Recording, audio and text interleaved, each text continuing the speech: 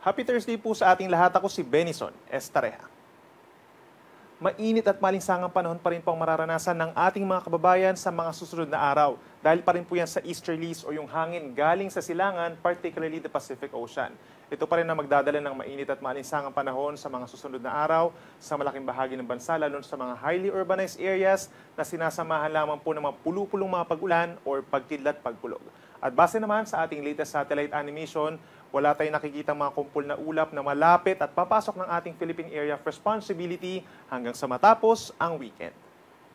Overnight o simula po ngayong hapon hanggang bukas ng madaling araw, makakaranas pa rin po ng generally maaliwalas sa panahon ang malaking bahagi ng Luzon and Visayas, habang kung mapapansin po nila, mayroong mga maliliit lamang na mga localized thunderstorms or mga isolated rain showers sa bahagi ng Mindanao, particularly sa timog na bahagi ng Zamboanga Peninsula, Basilan, Sulu, and Tawi-Tawi, at sa kabilang banda dito sa may malaking bahagi ng Caraga Region, plus mga kalapit na lugar dito sa may Southern Leyte and Eastern Samar. Dahil lamang po yan sa easterlies, may mga dulot na localized thunderstorms. Habang bukas naman po, Friday, April 12, makakaranas pa rin ng epekto ng easterlies ang malaking bahagi po ng Luzon. Halos katulad ng weather conditions as today na generally fair weather conditions, maaliwalas sa maraming lugar sa umaga hanggang sa tanghali. And then pagsapit ng tanghali, magiging mainit at malinsangan lalo na po dito sa may northern and central Luzon. Then pagsapit po ng hapon hanggang sa gabi, bahagyang maulap hanggang kung minsan lamang maulap ang kalangitan at sinasamahan din ito ng mga pulu-pulong ulan or pagkidlat pagkulog lalo na po sa may areas ng Ilocos Sur, La Union, parts of Cordillera Region at sa may eastern side, Quezon, Aurora, and Bicol Region. Sa Metro Manila, temperature is from 25 to 35 degrees Celsius. Ito po ay air temperature at kanina lamang dito sa may Science Garden nakapagtala tayo ng 35.6 degrees Celsius na air temperature at yung heat index natin by tomorrow sa Metro Manila posible pa rin umabot sa 40 degrees Celsius. May mga lugar din po na nasa dangerous level by tomorrow ang posibleng maranasan na heat index. Kagaya na lamang dito sa may Dagupan City, Pangasinan pa rin hanggang 44 degrees Celsius. Sa may La Union hanggang 43 degrees, habang 42 degrees naman na heat indices over Cagayan at dito rin po sa may San Jose, Occidental, Mindoro. Sa ating mga kababayan po dito sa Palawan and Visayas, katulad pa rin na weather conditions po ang iiral by tomorrow, Friday, bahagyang maulap at minsang maaliwalas na panahon ang mararanasan lalo na sa umaga hanggang sa tanghali. And then pagsapit pa rin ng hapon hanggang sa gabi, medyo kumukulimlim po yung panahon lalo na sa may eastern portion of Visayas at sinasamahan din yan ng mga pulu-pulong pag-ulan or pagkidlat, pagkulog.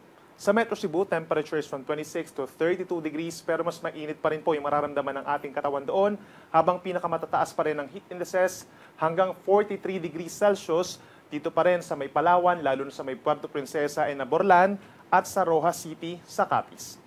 Sa ating mga kababayan pa rin sa Mindanao is bahagyang maulap at minsang maaliwalas ang kalangitan sa umaga dito po sa ilang bahagi sa northern portion of Mindanao habang bahagyang maulap hanggang maulap ang kalangitan for the rest of Mindanao umaga hanggang hapon. And then pagsapit po ng hapon hanggang sa gabi, may mga lugar pa rin po na inuulan ng saglit, mga 1 to 2 hours lamang po yan dahil sa localized thunderstorms, lalo na po sa mga kabundukan dito sa may Bukidnon, Caraga Region, and Davao Region. Temperature natin dito sa may Metro Davao, posibleng umangat sa 34 degrees Celsius, but pinakamatataas pa rin yung heat indices dito sa may Zamboanga City and Cotabato City na hanggang 42 degrees Celsius. Paalala pa rin sa ating mga kababayan, uminom po ng maraming tubig sa mga susunod na araw dahil pa rin sa epekto ng easterlies at kung lalabas man ng bahay ay magdala po ng pananggalang sa init, gaya po ng sombrero at payong para iwas heat stroke. Para din sa mga susunod na araw sa mga maglalayag nating kababayan, wala po tayong nakataas na gale warning or banta sa matataas na mga alon, wala tayong inaasahang sea travel suspensions, banayad hanggang kung minsan katamtaman yung taas ng mga pag-alon hanggang 2 metro kapag meron po tayong mga thunderstorms or pagkidlat, pagkulog. And for the next 3 days, iiral pa rin po yung epekto ng easterlies for most parts of our country.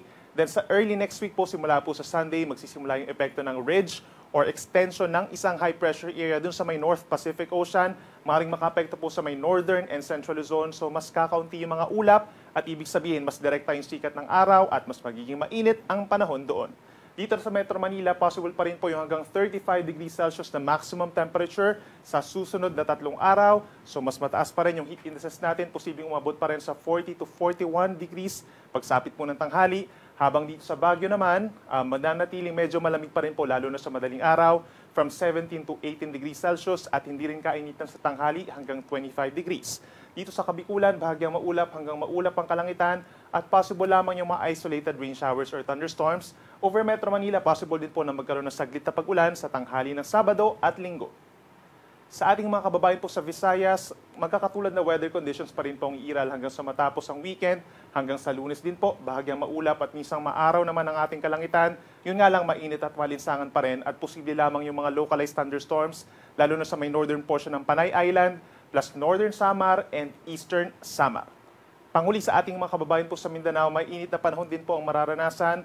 Minsan kumukulim naman panahon, but mas iiral pa rin ang bahagyang maulap at minsan fair weather conditions at meron lamang mga localized thunderstorms or pulu-pulong pag-ulan, lalo na sa mga lugar po dito sa may Caraga Region, Davao Region at paligid ng Moro Gulf, that is Zamboanga Peninsula, Basilan, Sulu, and Tawi-Tawi. Sunset natin ay 6:10 p.m. mamaya at ang sunrise bukas, 5:45 ng umaga. Yan muna ang latest mula dito sa Weather Forecasting Center ng Pag-asa. Ako muli si Benny Estareha na nagsasabing sa anumang panahon, pag-asa ang magandang solusyon.